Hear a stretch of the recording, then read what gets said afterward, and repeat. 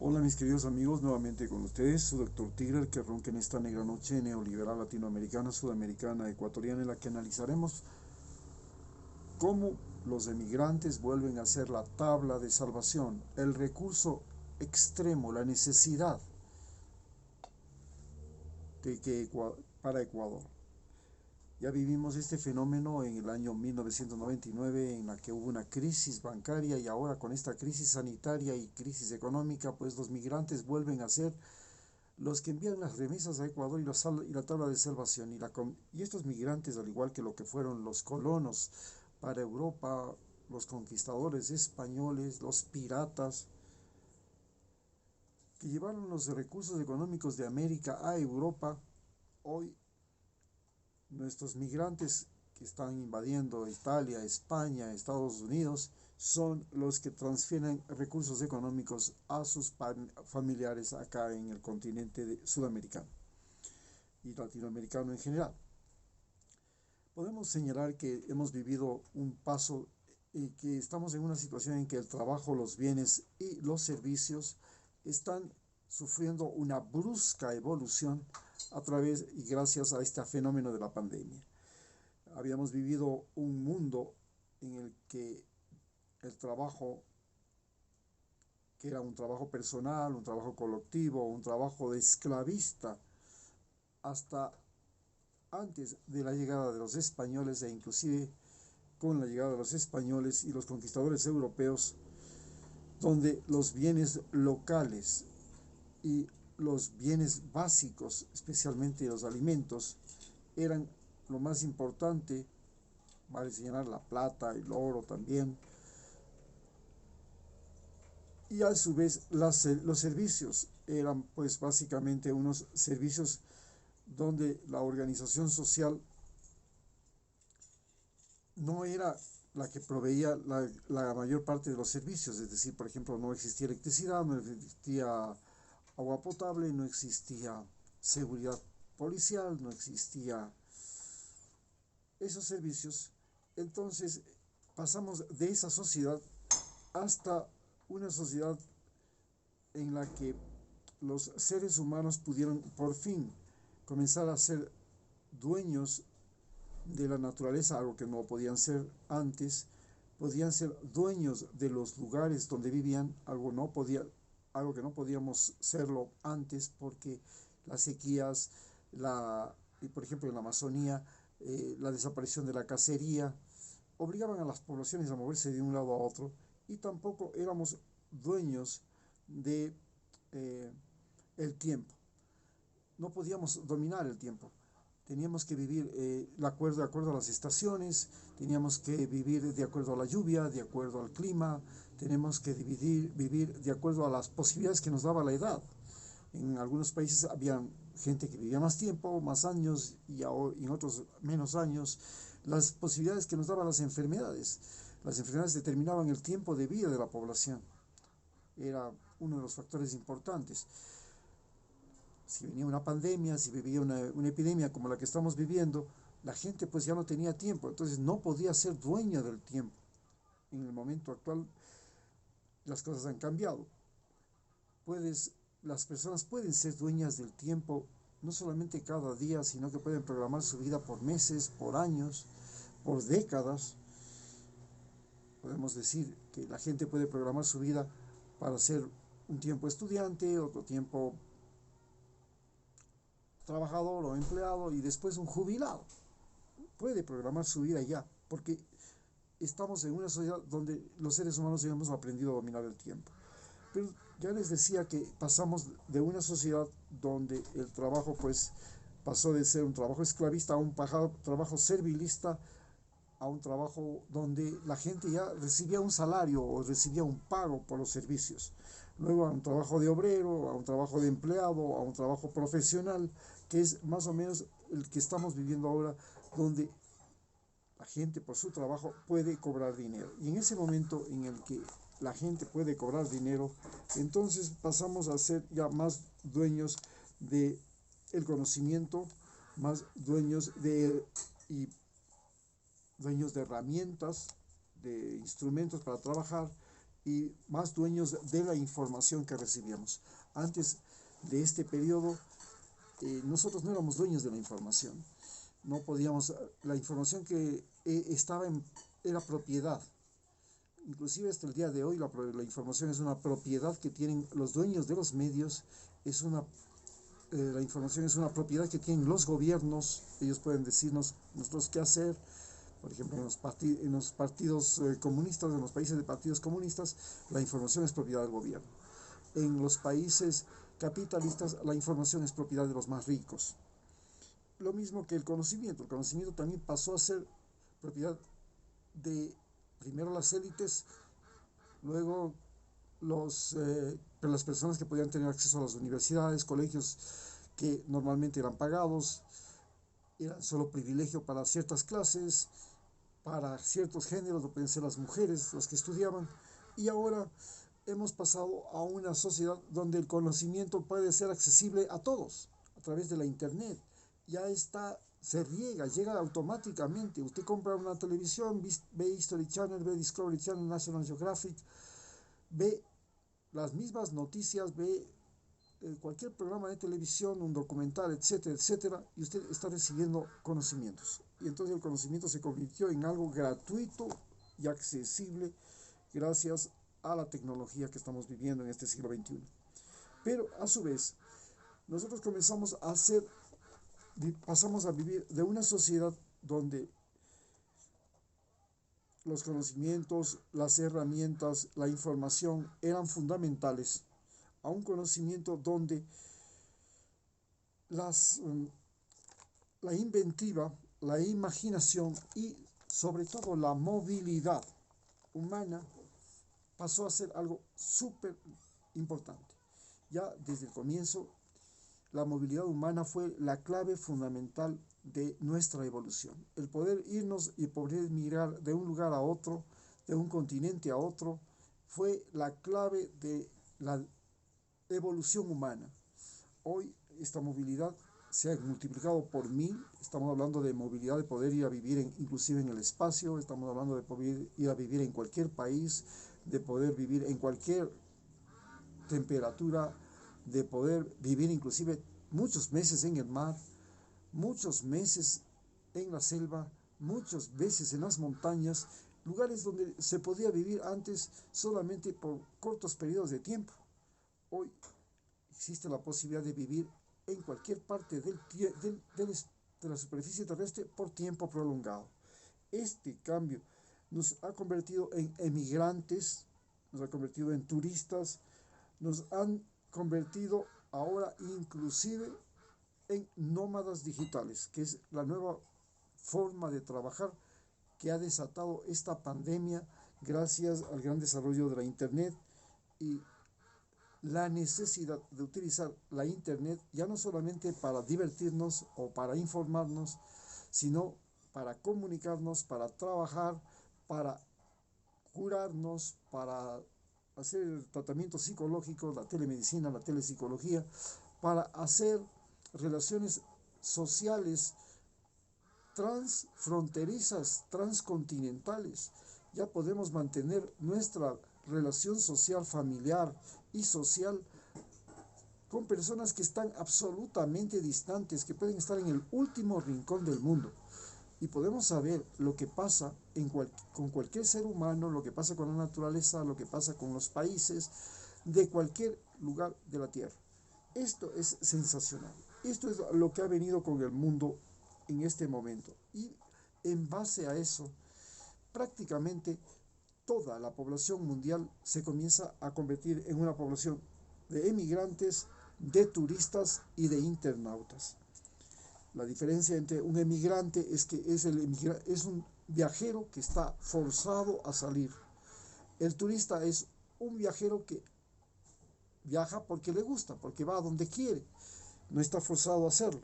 Y el nómada digital o el internauta es un individuo que puede viajar sin moverse, que puede viajar, que puede recorrer el mundo, puede estar en todas partes, puede estar aquí y allá, sin siquiera salir de su casa. Esto es la gran revolución que nos ha dejado esta pandemia y que nos cambia nuestra manera de ser, nuestra manera de vivir.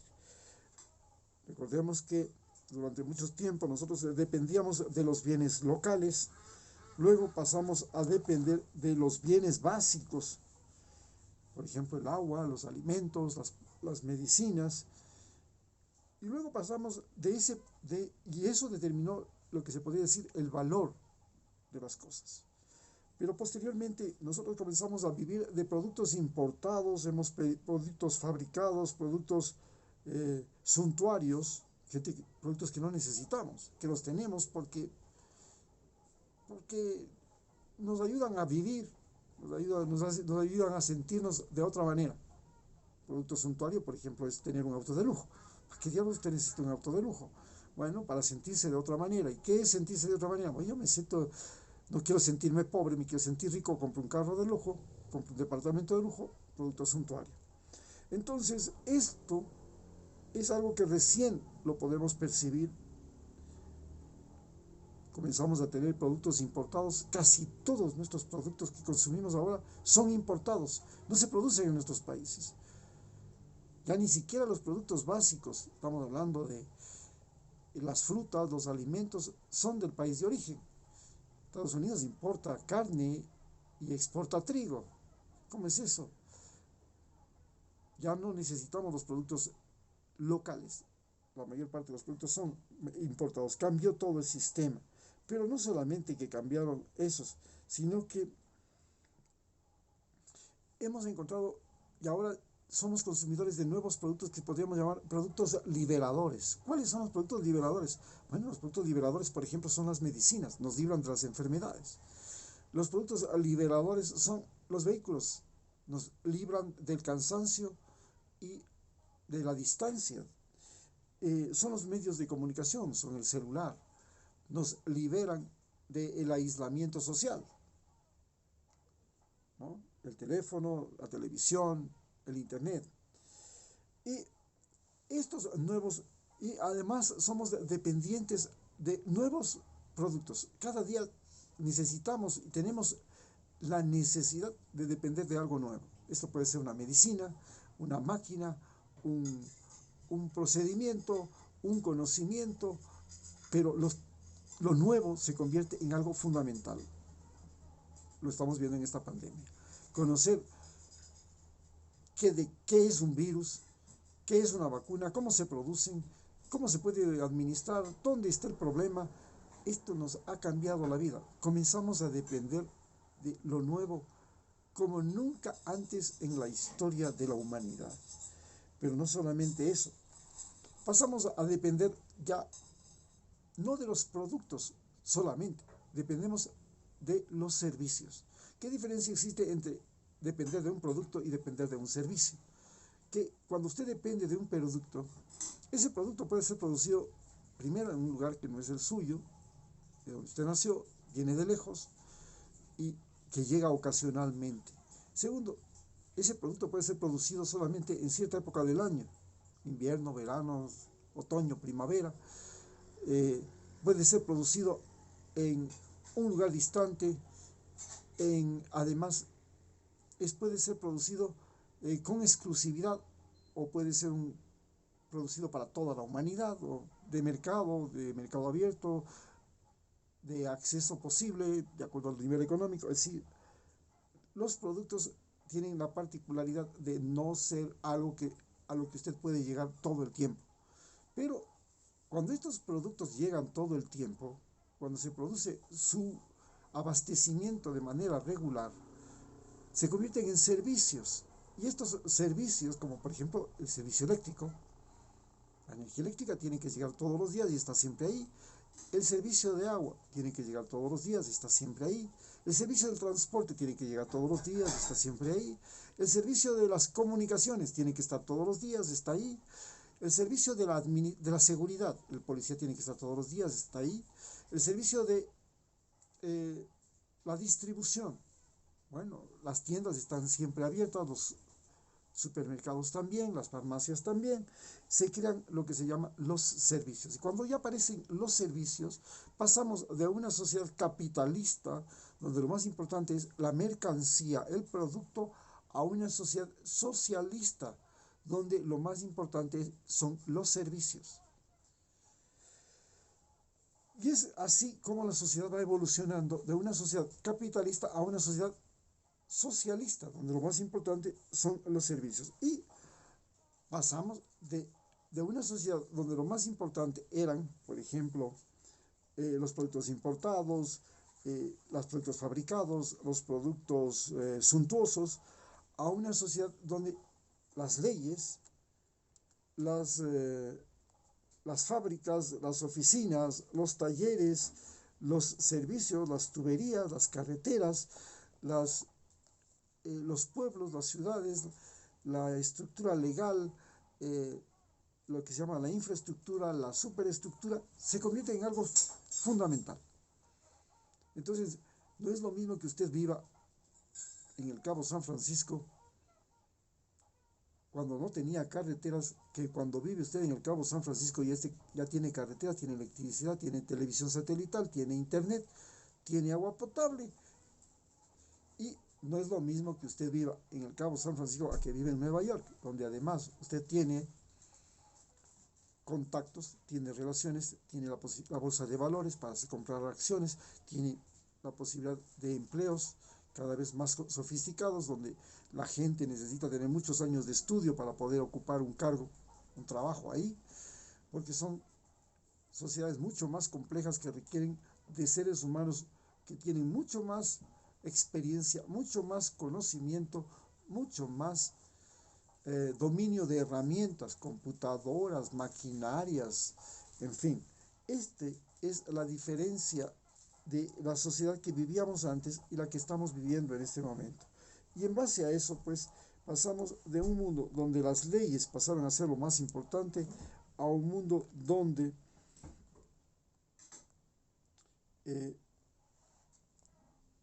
comenzamos a ver que la comunicación y el transporte, el conocimiento, se convierte en lo más importante.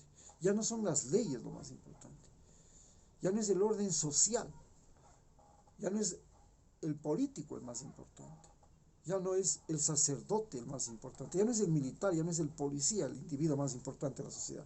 El individuo más importante de la sociedad pasa a ser el individuo que tiene conocimientos, inventiva, imaginación, emprendimiento, capacidad de iniciar, de emprender, de hacer cosas. Ese individuo pasa a ser el individuo sustancial de la nueva sociedad, de esta sociedad nueva del siglo XXI.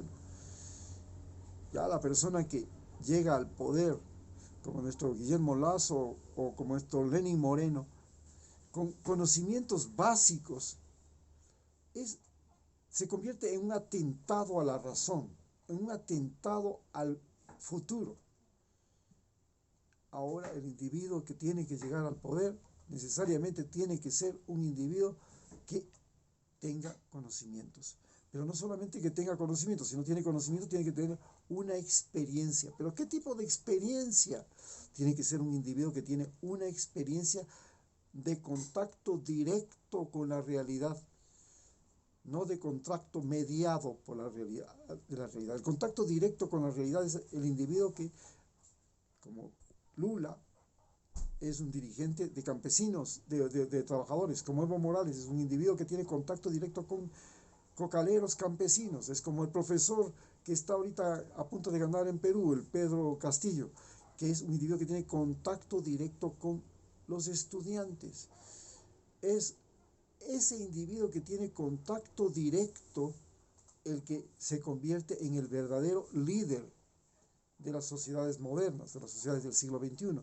En cambio, el individuo que hasta este momento, hasta antes de la pandemia, tenía un contacto indirecto con la sociedad, que era el profesor universitario que sabía lo que pasaba en el mundo, pero desde el aula, desde la computadora, desde el internet, el periodista que veía el mundo, pero no allá en la calle, sino que leía las noticias, que tenía el contacto con el mundo a distancia.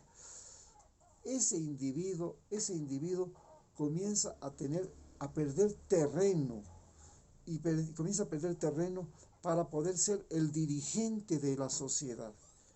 Volvemos a tener como dirigentes a aquellas personas que tienen contacto directo con la realidad, como cuando Alejandro Magno fue y se convirtió en el gran emperador de Grecia porque fue a pelear en los campos de batalla. O el presidente Eisenhower se convirtió en presidente de los Estados Unidos porque fue a pelear en la Segunda Guerra Mundial. Esto hace que haya un nuevo tipo de seres humanos que comienzan a conducir a la sociedad. Y a su vez, esta nueva sociedad ya no tiene solamente caballos, ya no tiene carretas, ya no tiene barcos a vela, ya no tiene esas cosas. Estamos hablando de que tiene máquinas sofisticadas, que tiene inteligencia artificial. Ya las máquinas pasaron a ser algo muy, muy bueno hasta el siglo XX. En el siglo XX, del siglo XXI en adelante, si las máquinas no son máquinas inteligentes, no tienen inteligencia artificial, ya no son máquinas que funcionan. Entonces tenemos que ahora los automóviles tienen que ser, ya vienen los automóviles que se conducen solos. Ya vienen, ya cuando usted entra a la computadora ya no necesita usted utilizar máquinas, solo aplasta la tecla que dice el micrófono y comienza a dictarle y la computadora le busca, le escribe, hace lo que quiere usted y ella le entiende todo. Esta se llama inteligencia artificial. Ese es el mundo que se nos viene. Ese es el mundo que está ahora inundándonos. Ese mundo es el que se nos viene. Y ya es un mundo donde los aviones se convierten en el sistema de transporte más barato del mundo. ¿Cómo es eso? Si ahorita es el sistema de transporte más caro del mundo. Sí, señores. Seguramente ya vimos que, por ejemplo, los Zeppelins era el transporte más barato del mundo ya desde el siglo XIX. ¿Por qué? Porque podían volar, no necesitaban ningún tipo, sino un pequeño motor que empuje al Zeppelin, se podía mantener en el aire, no consumían energía, no necesitaban gran esfuerzo, no necesitaban enfrentarse al mar, al oleaje, una máquina que le empuje, no, tampoco necesitaban una máquina que le empuje por la tierra, nada, simplemente flotan y un pequeño motorcito que lo empuje y ahí está el Zeppelin.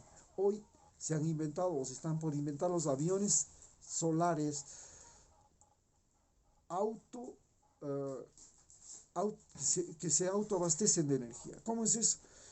Convierten al aire que entra por la turbina en combustible. ¿Cómo es eso? ¿Cómo que convierten al aire en combustible? Sí, el aire tiene una batería eléctrica, prende el motor, el motor absorbe aire, ese aire que circula a su vez mueve un dínamo, este dínamo genera energía eléctrica y esa energía autogenerada por el dínamo que es a su vez que es a su vez producido por el movimiento de la hélice, por el movimiento de la turbina, genera energía eléctrica. Entonces la navegación aérea va a pasar a ser la navegación y la forma de transporte más barata del mundo.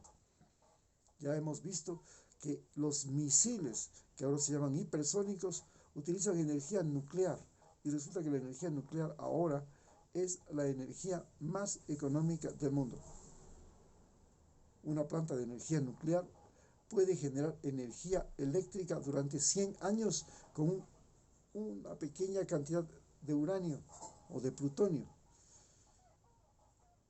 Y se ha pasado a ser una de las energías más baratas del planeta Tierra. Esta es la sociedad a la que nos estamos enfrentando. Y esto es lo que se viene en este momento. Y en base a eso podemos decir que países como Ecuador pasan a ser los nuevos polos de desarrollo del planeta Tierra.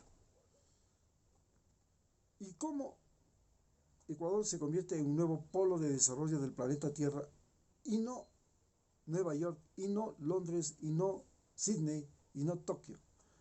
Porque en los nuevos polos de desarrollo del planeta Tierra, la presencia de la naturaleza, la presencia de la tecnología y la presencia de otro tipo de ser humano, ese tipo de ser humano que es el tipo de ser humano que puede convivir con seres humanos de diferentes razas, de diferentes culturas, de diferentes idiomas, ese ser humano que puede convivir con la naturaleza intacta con la naturaleza silvestre, con el océano Pacífico, con las selvas del Amazonas, con las montañas de los Andes. Ese ser humano que puede al mismo tiempo manejar tecnologías y que dada su posición geográfica tienen la ventaja de que esas tecnologías desde el centro del planeta le permiten con mayor facilidad salir al espacio sideral, porque la gravedad en Ecuador es menor que la gravedad en las montañas de Ecuador, es menor que la gravedad en otros países, en otras partes del planeta. Y recordemos que la gravedad es una de las principales fuerzas de la naturaleza. Esto de que la gravedad sea un adversario menos difícil de vencer en el Ecuador, le convierte al Ecuador en el nuevo centro del mundo del siglo XXI. Muchas gracias.